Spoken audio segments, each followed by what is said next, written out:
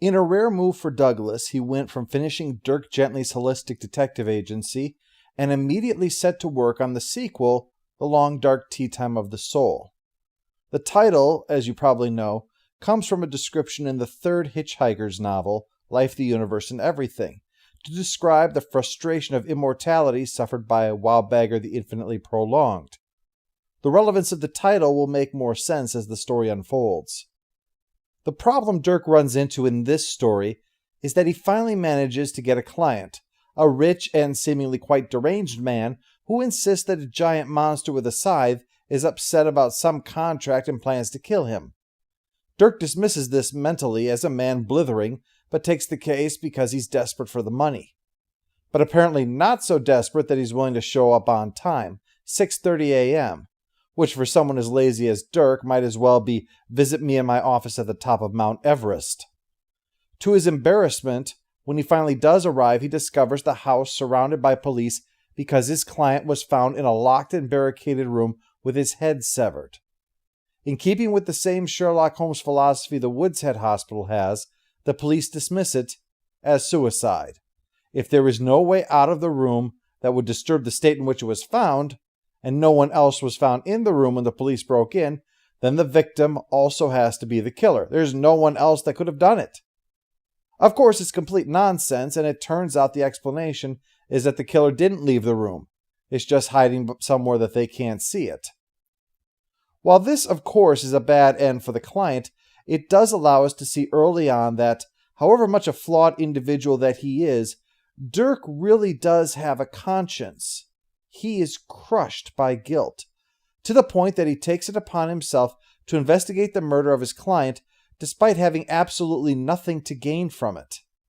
It also lets the audience know that he is very aware of how he failed. Quote, "This specific terrible thing is specifically and terribly my fault." To cope with the guilt, so that he could focus on solving the murder, Dirk decides that an unconscionably self-absorbed neighbor is, in fact, entirely to blame for all of this. Of course, given the interconnectedness of all things, he proves to be 100% correct. It really is entirely her fault. The other main character in the book is a woman named Kate, an American now in London who lost her husband early and has been in a long string of relationships with men with personality problems, and she's in for a whopper. On her way to Norway to spend time with her current boyfriend, who almost certainly will not be there when she arrives, she's prevented by a huge blonde man at the desk who is incensed that his first-class ticket is not waiting for him, simply because he has no first-class ticket, no reservation, no credit card, no means of offering any payment, or a passport. Kate does her best to help this man so she can catch her flight, but finally gives up, only for the desk to spontaneously and inexplicably explode, miraculously causing no deaths, but hospitalizing herself and several others, including the blonde man, although there is no trace of the check-in girl. As in, there is no sign even that she was killed in the explosion. She is gone without a trace. Dirk has little interest in the matter until he eventually learns this woman is, in fact, his former secretary, who walked out over the trivial matter that he refused to pay her. He had the same trivial problem with his housekeeper, which was why the fridge hadn't been opened for about a month, and Dirk was terrified he might be the one who finally has to open it. He assumes, naturally, this is likely connected to his own case, and it turns out that it is. Kate is infatuated with the blonde man, and understandably so, because it turns out he is in fact Thor, the god of thunder. His father, the Allfather Odin, is spending his days at the aforementioned Woods Head Hospital, sleeping away his days while being aided by a goblin named Torag. But Dirk is more on the periphery of these events. He begins to suspect it when the incident at the airport is dismissed as an act of God, and asks, which one? Kate's interest in Thor, naturally unaware of who he is, becomes almost an obsession, investigating to try to track down this strange man who carries around an old sledgehammer and his own personal Coca-Cola vending machine. He's also harassed by a large eagle, as is Dirk repeatedly, until the creature finally arrives at Dirk's place, where he has thankfully been saved from his lurking fridge, but the eagle is an entirely new problem. He's been trying desperately to sort out his only clue. Normally doesn't Dirk much like clues, but he figures this one might be useful, as it is a list of names of powerful and famous people, all of whom have their name crossed out, save for his client. When he finally opens it, the language is indecipherable, but given that the client had mentioned a contract, this was likely. It was connected to the source of his fortune, a song, Hot Potato, that was a huge hit that Dirk had never heard of. As Douglas puts it, when Anstey had talked about the contract having something to do with potato, he had assumed that Dirk knew what he had meant. And he, Dirk, had as easily assumed that Anstey was blithering. It was very easy to assume that someone who was talking about green-eyed monsters with scythes was also blithering when he talked about potatoes. Blithering no doubt describes how Kate feels with Thor. At one point, as the eagle is harassing him, Thor gets angry and yells at it that he's done what he can and made sure the eagle's wife is well provided for, presumably with a few extra voles or something along those lines. He meets up with her hoping for help because Odin had instructed Toreg to punish Thor by gluing him to the floor of some building, and he still has bits of it stuck to his back. She can only take so much, and when he gets outraged by her behavior, her lamp transforms into a small kitten and runs off to hide, which of course means snatching it up is a nuisance, as cats are hard to grab at the best of times, and now there's less light to see it. Dirk finally meets up with Kate when he literally ran into her.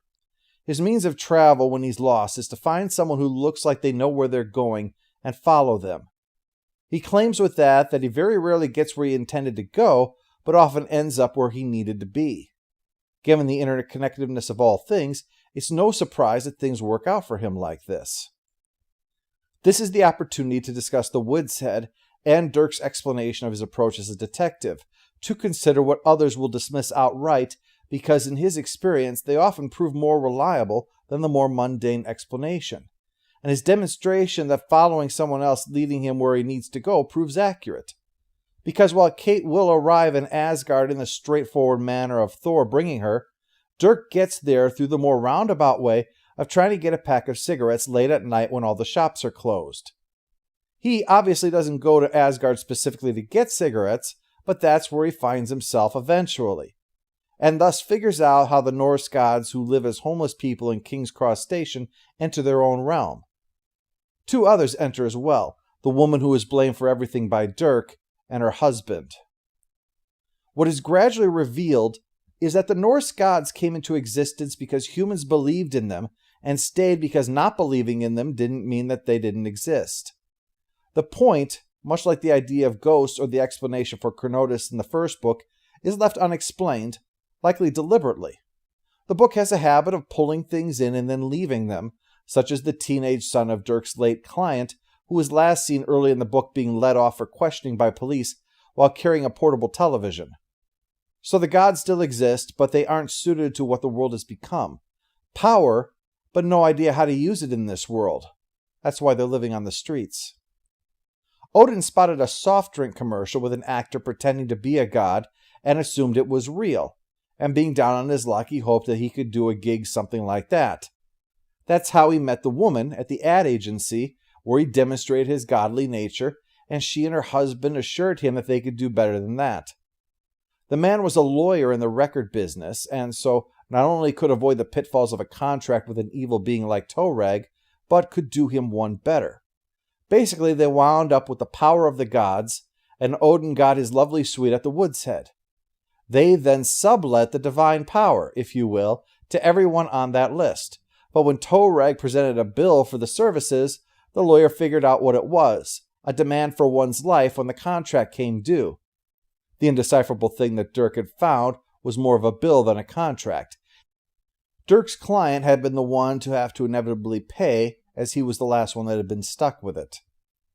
Thor has been working all this time to try to prove it, challenging Odin and having no proof to back it up, and then needing to do a penance, like counting all of the stones in Wales. His trip to Oslo was to try to retrieve the contract, because all his other attempts were thwarted. One time a fighter jet tried to shoot him down over the North Sea. The problem is that Thor is so powerful that Odin couldn't take away all of his power, but took away enough so that Thor can't control it anymore, so he accidentally turned the fighter into a large eagle. The money for the wife was for the human wife of the pilot, the one that Dirk said would receive money and won the lottery. Pity Odin didn't think of pulling that trick for himself. But with the ruse revealed, Thor could now tear up the contract and restore things back to normal, such as turning the Coca-Cola machine back into Dirk's secretary. The motivations of the villain are a bit nebulous, but what we do get implies that he does evil because he simply enjoys it.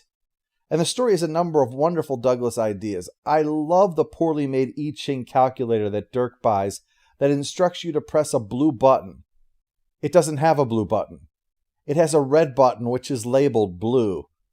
I have no idea why, but that just amuses me to no end. The novel is a very different kind of book from the previous one. The first felt very plot-driven, very structured. This one, however, feels far more like Douglas was employing Dirk's techniques himself, wandering about and waiting to see how everything connected together. That's not a criticism. On the contrary, it makes the work feel quite organic, and it's enjoyable that Dirk's own ever-growing sense of guilt over several topics is ultimately what is involved in thwarting the villain, in a very literal sense. This was Douglas's third-to-last completed novel, followed by his Last Chance to See and his final return to Hitchhikers with Mostly Harmless. But his penultimate book in the speculative fiction field certainly has the feel that Douglas is writing with a sense of joy rather than as work, which might explain why it's such an enjoyable read despite numerous decisions that would be strikes against it, such as the aforementioned villain's motivation, or the fact that Dirk is peripheral in his own story and ends up hospitalized with his house destroyed, an ignoble end for a character adapted to television not once, but twice, thanks to the fascinating possibilities of Dirk Gently and the world that is presented.